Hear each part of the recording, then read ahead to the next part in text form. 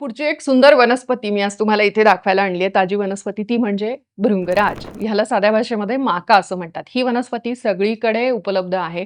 रस्त्याच्या कडेला वगैरे अगदी भारतामध्ये सर्वत्र आढळणारी ही वनस्पती आहे. हे यकृताला उत्तेजना देणारं अतिशय सुंदर रसायन आहे ते म्हणजे भृंगराज म्हणजे यकृतासाठी अमृत आहे ही वनस्पती. माका हा केसांसाठी प्रसिद्ध आहेच, पण यकृताला इतकं छान काम करते बऱ्याच जणांना माहिती नसतं.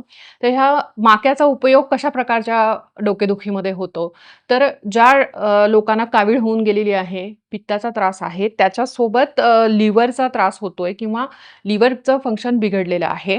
मागच्या बाजूची डोकेदुखी म्हणजे हाय बीपीमुळे जनरली मागच्या बाजूची डोकेदुखी होते. अल्कोहोल जे जास्त प्रमाणामध्ये घेतात, त्याच्यानंतर येणारा जो हँगओव्हर आहे, त्याच्यामुळे होणारी जी डोकेदुखी आहे, अशा सगळ्यांमध्ये ही माका नावाची वनस्पती खूप सुंदर काम करते. तर त्याच्यामध्ये आपल्याला त्या माक्याचा पानांचा जो रस आहे ना, तो 40 ml जर तुम्ही अशा प्रकारे 30 दिवस किंवा 60 दिवस जर कंटिन्यू घेतला आणि त्यासोबत जर तुम्ही तूप, साखर, पोळी असं पथ्य पाळलं, तेवढ्याच त्याच्यावर राहायचं. तिखट, मीठ पूर्ण वर्ज्य करायचं.